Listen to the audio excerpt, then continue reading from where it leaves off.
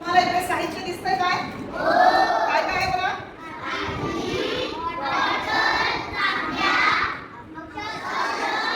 इथे काय? ही वेगवेगळी झाकणं आहेत, बरोबर? जुनेश लक्ष आहे? हे सगळं जमा केलंय का बरं? आज आपण काहीतरी नवीन शिकणार आहोत, बरोबर? पहिलं मला सांगा, तुमच्या सगळ्यांच्या समोर बॉटल आहे. त्या बॉटलमध्ये काय आहे बरं? पाणी आहे. आपण पाणी कशासाठी पितो? पोट भरण्यासाठी की तहान भागवण्यासाठी? मग असं पाण्यासारखे अजून कोणकोणते पदार्थ आपल्या आजूबाजूला असतात माहिती तुम्हाला? पाण्यासारखे म्हणजे जे ओतले दुसऱ्या भांड्यात होते की दुसरी तसे ओतले जातात, असे कोणते पदार्थ आहेत? ज्यूस, बरोबर. नितेश बरोबर. अजून लिंबू पाणी, ओके. दूध, उसाचा रस आणि गंगेका ज्यूस. गंगेका ज्यूस म्हणजे उसाचा रस, बरोबर.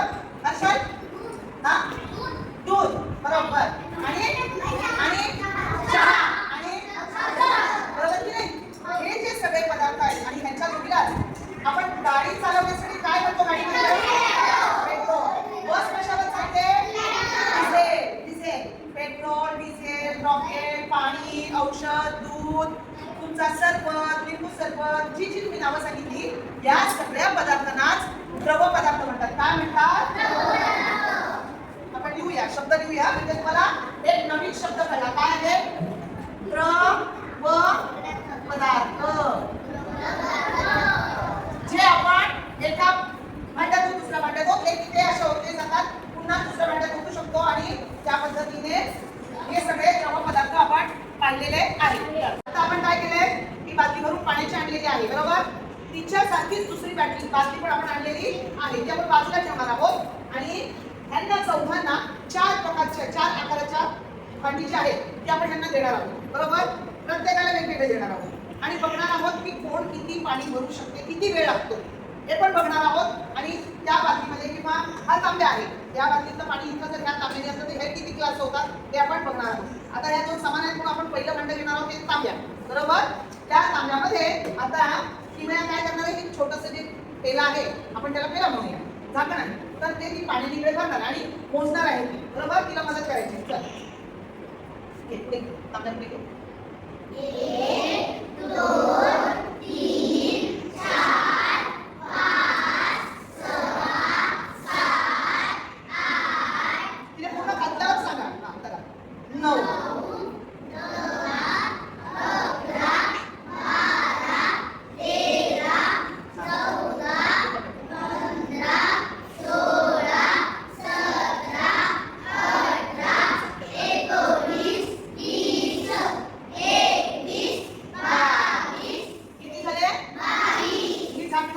22 झाकणं या तांब्यामध्ये राहिलेली आहेत, बरोबर. आता आपण हे साखर बाजूला ठेवूया, पाणी पुन्हा ओतूया. आता मनस्वीला ही आपण वाटी घेऊया, बरोबर. चला मनस्वी, मी तांब्या पकडते, तिला वाटीने पूर्ण भरायची अशी आणि या तांब्यात ओतायची. किती वाट्या होत आहेत बघा, लक्षात ठेवा. ही किती झाकणं झाली? 22. तेव्हा सांग, घाई नको करू. आता ती ओतल्यानंतर ना मग तिला पण घाई होते ना.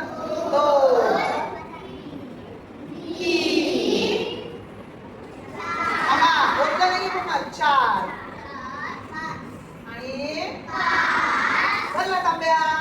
या वाट्या किती लागल्या? ओके. आता आपण हे झाकण ठेवूया, बरोबर.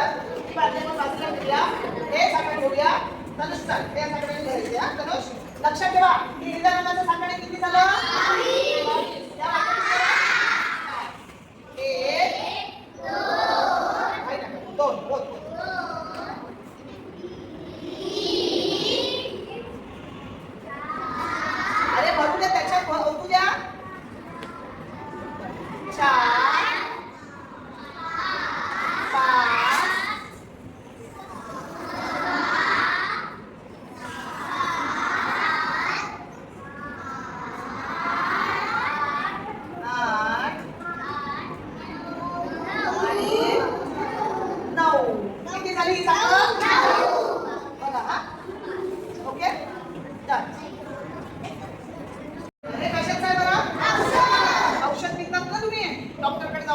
औषध दिलं की मग ते काय सांगतात? 5 ml औषध घ्या सकाळी.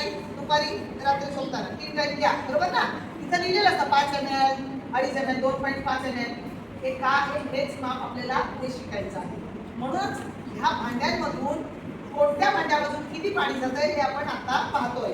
चला आता सक्षम करणार आहे, पण सर्वात जास्त वेळ कोणाला लागणार आहे बरं मग? सक्षमला. का बरं लागणार आहे? झाकण कसं आहे? छोटं आहे. मग त्याच्यानंतर आपण बघूया आता पाठी कोणाची होती?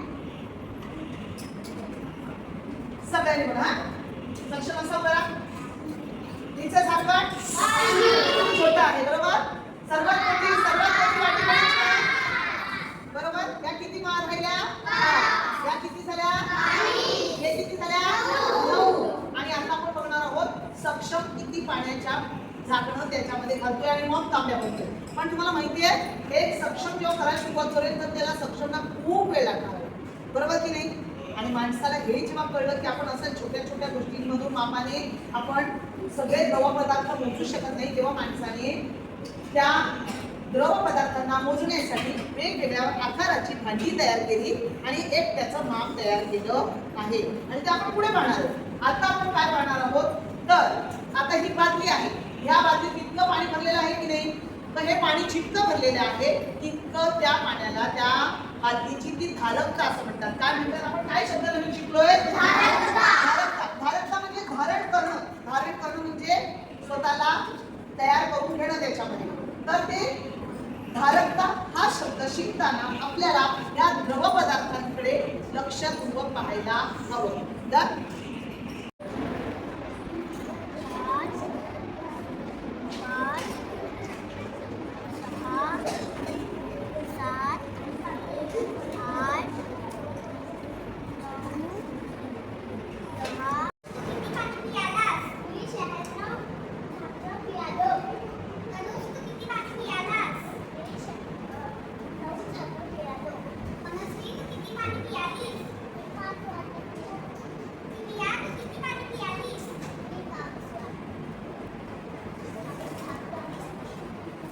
आपण सगळे द्रव पदार्थांची नावं लिहिलेली आहेत, बरोबर. हे सगळे द्रव. अजून आपल्याला खूप सारे पदार्थ लिहायचे, त्यांची नावं आपल्याला फळा संकल्पना आपण थांबलो. पण त्याच्यापुढे जाऊन आता मी तुम्हाला सांगणार आहे ही जी आपण झाकणं आता पाणीसाठी वापरली आणि प्रत्येकाने येऊन सांगितलं की नाही बाई एवढे 96 झाकणं पाणी प्यालवली, 9 झाकणं असं सांगितलं. ह्याची मेजरमेंट काही ठराविक गोष्टींसाठी ह्याची मेजरमेंट केलेली आहे. आणि त्याचं उदाहरण म्हणजे ह्याला जोडलेलं आहे कोण आहे? हे झाकण आहे. हे आपण पाणी प्यायला वापरतो का झाकण? नाही. हे कशासाठी वापरतो आपण? औषध. आणि औषध आपण ग्लासात भरपूर पिऊ शकतो का? नाही. का बरं? डॉक्टरांनी दिलेला तेवढंच मापाचं आपल्याला औषध घ्यायचं असतं. डॉक्टर काय सांगतात? आज घरी गेला की जेवल्यानंतरच 2.5 ml किंवा 5 ml औषध घ्या. डॉक्टर सांगतात का हे झाकण भरून एवढं औषध घ्या म्हणून? नाही. कारण औषध तेवढ्याच मापाचं घ्यायचं असतं. पाणी तुम्हाला हवं असेल तर तांब्यावरून तुम्ही पाणी पिऊ शकता, तांब्या लागले असेल. पण समजा तुम्हाला खीर खायची असेल तर तुम्ही तांब्यावरून खीर खाणार आहात का? कशा काय करतो आपण? वाटीचा वापर करतो, बरोबर की नाही? फिनेल. हा बरोबर. हा सांगतो फिनेल. फिनेलचे असतं ते मम्मी काय करते? वाटी उघडते, त्याच्या झाकणात घेते आणि मग काय करते? कुठे टाकते बरं? पाण्यात. आणि मग ते त्या पाण्याने भर पुसते, बरोबर की नाही? तेवढे झाकण त्याला पुरं असतं. म्हणजे माणसाने जेव्हा या द्रव पदार्थ मापायला किंवा त्याची मोजायला जेव्हा एक माप तयार केलं तेव्हापासून मग प्रत्येक द्रव पदार्थ किती घ्यायचा, किती प्यायचा किंवा किती वापरायचा हे हळूहळू तो शिकायला लागला. आणि आता तर तुमच्या त्या बॉटल बघा, तुम्ही दिवसभरात पाणी किती पिताय हे तुम्हाला बॉटलवरून कळतं की मी आता 500 ml 100 ml पाणी प्यालो, हे तुम्हाला लक्षात येतं. आलं लक्षात?